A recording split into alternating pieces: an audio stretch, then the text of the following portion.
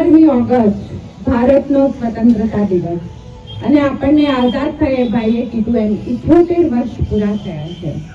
આપણને બધાને જ આઝાદીનો ઇતિહાસ ખબર જ છે. કેટલીય ગોળીઓ ઝૂલી, હજારો કોરડાઓ વિંધાયા, ક્યારેક લાહોરની સેન્ટ્રલ જેલમાં જવાનો બરફની પાટ ઉપર ઘેર્યા અને ક્યારેક આંદામાનની સેલ્યુલર જેલમાં એ લોકોએ પાણીના એક એક ટીપા માટે પણ વલખા માર્યા.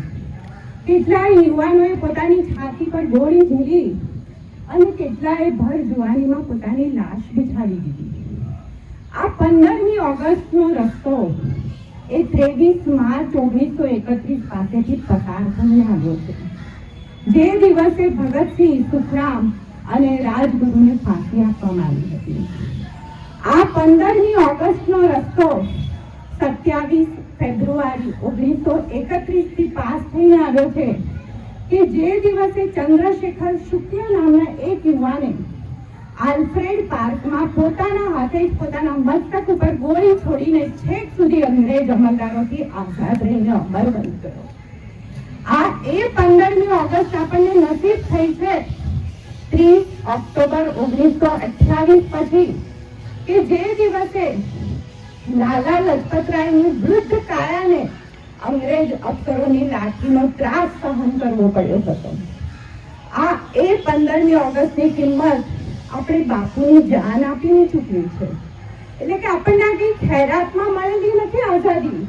કેટલાય સપૂતોના હાડકાની મશાલમાંથી આ આઝાદીનો પ્રકાશ આપણે લઈને આવ્યા છીએ. અને તેથી એ વખતે બ્રિટનના પ્રાઇમ મિનિસ્ટર વિન્સ્ટન ચર્ચિલ હતા અને એમણે એવું કહ્યું હતું કે અમે જ્યારે ઇન્ડિયા છોડીને જઈશું ને ત્યારે ઇન્ડિયા બરબાદ થઈ જશે, ભૂખથી મરી જશે.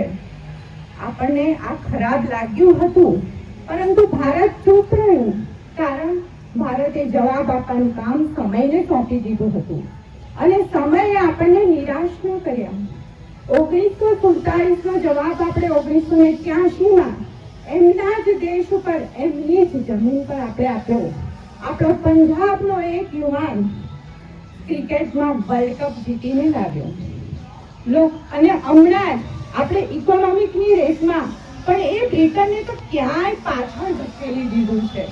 એટલે હમણાં બધા કહેતા છે કે આજના ભારતમાં રાણા પ્રતાપનું શૌર્ય નથી અને ત્યારે આપણો નીરજ ચોપરા ભાલા ફેંકમાં ઓલિમ્પિકમાં ગોલ્ડ લઈને આવ્યો. આપણે ક્યારેય આપણા ફાયદા માટે મોહરા નથી ચલાવ્યા, પરંતુ આપણો 19 વર્ષનો ગુકેશ અને 19 વર્ષની દિવ્યા દેશમુખે એવા મોહરા ચલાવ્યા કે ચેસમાં વર્લ્ડ ચેમ્પિયનનું મેન અને વુમન બંનેનું ટાઇટલ જીતીને લાવ્યા. ભારત ક્યારેય દોડમાં કે હરીફાઈમાં માનતું જ નથી, પરંતુ જ્યારે દુનિયાએ આપણી સ્પીડ ઉપર હાંસી ઉડાવી ત્યારે આપણે સૌથી તેજ ગતિનું મિસાઇલ બ્રહ્મોસ બનાવીને દુનિયાને ચોંકાવી દીધું. ભારત નો ડાઉટ ચોક્કસ વેદ, ઉપનિષદ અને રામાયણ અને પુરાણને સ્વીકારે છે, પરંતુ સાથે સાથે ફિઝિકલ ક્વોન્ટમને પણ એટલું જ સમજે છે. ગૂગલમાં સર્ચ કરી જોવું હોય તો કરી જોજો કે ભારતના સેટેલાઇટના સેન્સિંગ રિમોટ પાવર એ અમેરિકાના પાવર કરતા વધારે છે. 12 ઓર્બિટલ મિશન દ્વારા આપણે દુનિયાને ગ્લોબલી પ્રૂવ કરી દીધું, બતાવી દીધું કે સૌથી ઓછા ખર્ચમાં પણ પ્રથમ પ્રયાસે મંગળ ઉપર પણ પહોંચી શકાય છે. અને ચંદ્રના દક્ષિણ ધ્રુવ પર અત્યારે માત્ર મારો જ આપણો જ તિરંગો ફરકી રહ્યો છે. એટલે કે આ આપણે કઈ ગુરુ નથી કરતા, પરંતુ સાચી વાત કહેતા આપણે ડરતા પણ નથી. દશાંશની શોધ, શૂન્યની શોધનો વિચાર સૌથી પહેલા કોણે આપ્યો હતો? આપણે આપ્યો હતો. ચંદ્ર ઉપર પાણીની શોધ સૌથી પહેલા કોણે કરી હતી? આપણે કરી હતી. સૌથી વિશાળ સડક અને સૌથી મોટી સડક અને સૌથી વિશાળ રેલવેનું નેટવર્ક ક્યાં છે? આપણે ક્યાં છે. એટલે કે આ આજનું ભારત છે. રાણા પ્રતાપ, પૃથ્વીરાજ ચૌહાણ, સમ્રાટ અશોક, બાજીરાવ ભલ્લાલ, છત્રપતિ શિવાજી કે પછી પાણી, આર્યભટ્ટ, મિહિર, વરાહ મિહિર, ચરક, સુશ્રુત, વીરતા કે બુદ્ધિમત્તાનું કોઈ શિખર આપણાથી છૂટ્યું નથી. પરંતુ આપણે ક્યારેય કોઈ કમજોર દેશને આપણી તાકાત પર મૂક્યું પણ નથી. પરંતુ જ્યારે એ કમજોર દેશ કોઈ માનવતાની ભાષા જ ન સમજે, આપણને આપણી શાંતિને આપણે હિમાલયના શિખરો પરથી તો હંમેશા કહેતા આવ્યા છે કે વસુધૈવ કુટુંબકમ સર્વેત્ર સુખીનો ભવંતુ, એનો જ જયઘોષ આપણે કરતા રહ્યા છે.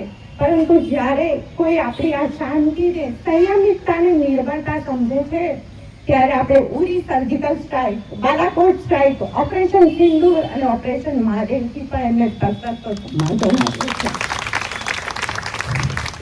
ધર્મ પૂછીને ધાય ધાય, હસી હસીને કર્યા ભૂસ્યા તા સિંદૂર, તો લે અધર્મી તારા નવ ઠેકાણા પણ અમે કર્યા ચકનાચૂર. આપણી આ શૂરવીરતા આપણી માટીમાં સદીઓથી છે. જ્યારે કોઈ સ્ત્રીના, કોઈ દીકરીના દામન પર સ્પર્શે છે કોઈ હાથ, તો એના 100 ભાઈઓને પહોંચાડીએ છે યમધામ. જ્યારે અહીંયા રાવણ કોઈ માતાનું કરે છે હરણ, તો એની લંકાનું આપણે કરીએ છીએ દહન. આ એક નવું ભારત છે. અને તેથી ચોક્કસ આપણે કહી શકીએ કે 19મી સદી બ્રિટનની હતી, ભલે રહી. 20મી સદી અમેરિકાની છે, ભલે રહી. પરંતુ 21મી સદી આ ભારતની છે.